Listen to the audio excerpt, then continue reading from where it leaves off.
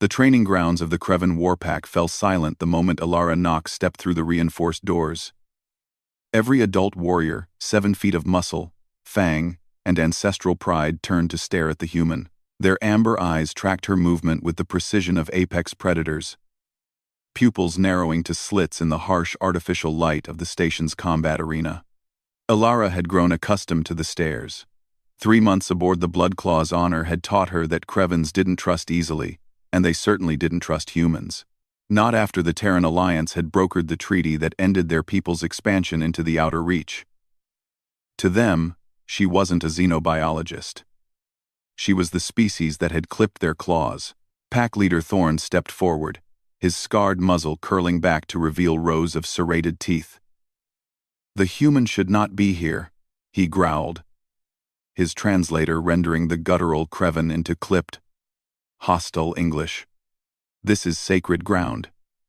Cub training is pack business." Alara met his gaze without flinching. She'd learned that much. At least showing fear to a Kreven was like bleeding in front of sharks. "Commander Vex granted me full access to observe cultural practices. That includes cub development protocols." She held up her datapad. The authorization clearly displayed. Thorn's lips peeled back further, a threat display that would have sent most species scrambling. But before he could respond, a high-pitched yip cut through the tension. From the far end of the arena, where the pack's 12 cubs had been practicing formation drills, a small figure broke away from the group. The cub couldn't have been more than 3 standard years old, barely reaching Alara's waist, with fur still fuzzy and soft, not yet hardened into the armored coat of adulthood. "Rune, return to formation." Thorn's voice cracked like a whip, but Rune didn't stop. The cub bounded across the training floor with all the grace of youth, paws skittering on the polished metal. The other cubs watched in frozen shock, their instructors equally stunned into immobility. Krevens didn't break formation, ever.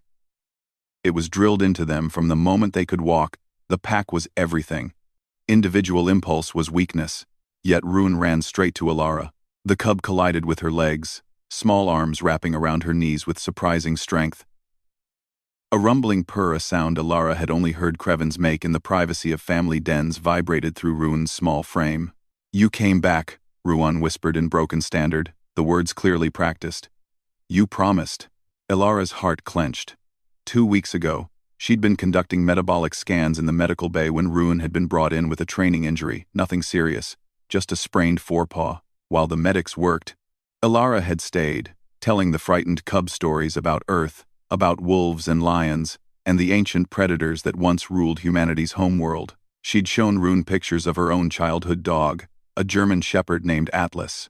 "I promised," Alara confirmed softly, kneeling down to the cub's level. She was acutely aware of every warrior in the room, of the absolute violation of protocol this represented. Thorn moved with lethal speed, crossing the distance in 3 bounds. "Get away from the human, cub." Now. But 2 more cubs had broken from the formation. Then a 4th.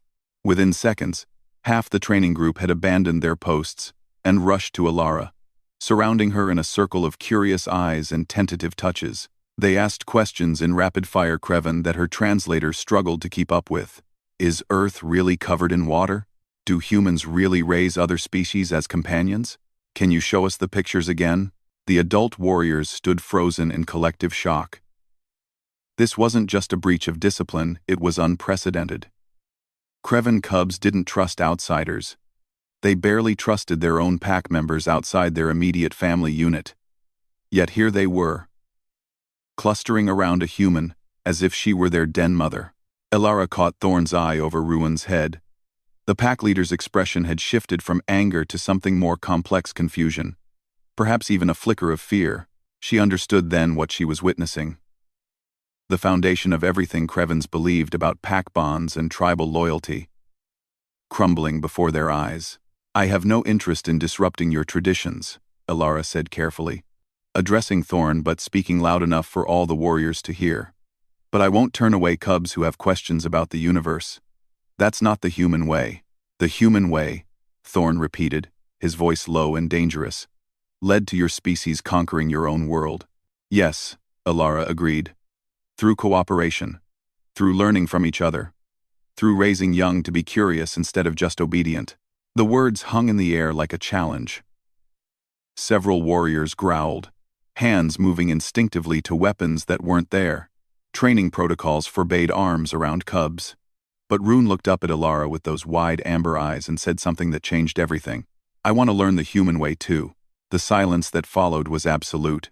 Then, from the back of the formation, the smallest cub one, who hadn't yet broken ranks, spoke up in a trembling voice. Me too. And me, another added. Within moments, all 12 cubs had voiced the same desire. Not in defiance of their pack leader, but with the simple, earnest honesty that only children possessed. Thorn stood motionless, his entire worldview shifting beneath his feet. Alara could see the calculation in his eyes. He could enforce discipline, could punish the cubs for this breach, could banish the human and pretend this never happened. But he would lose something far more valuable. The trust of the next generation. Finally, the pack leader's shoulders sagged almost imperceptibly. 1 hour, he growled. You may speak with them for 1 hour. Then they returned to proper training. It wasn't acceptance. But it was a start. As Alara settled onto the floor, cubs pressing close on all sides with Rune proudly claiming the spot in her lap, she pulled out her datapad and began showing them images of Earth. She told them about the Serengeti, about the Amazon, about the coral reefs and the mountain ranges. She told them about humanity's journey from scattered tribes to spacefaring civilization, about the mistakes made and the lessons learned. And the Kreven cubs listened with the rapt attention of young minds, discovering that the universe was far larger than the pack they'd been born into. Watching from the sidelines, Thorn felt something shift in his understanding. Humans hadn't conquered the galaxy through superior weapons or stronger ships.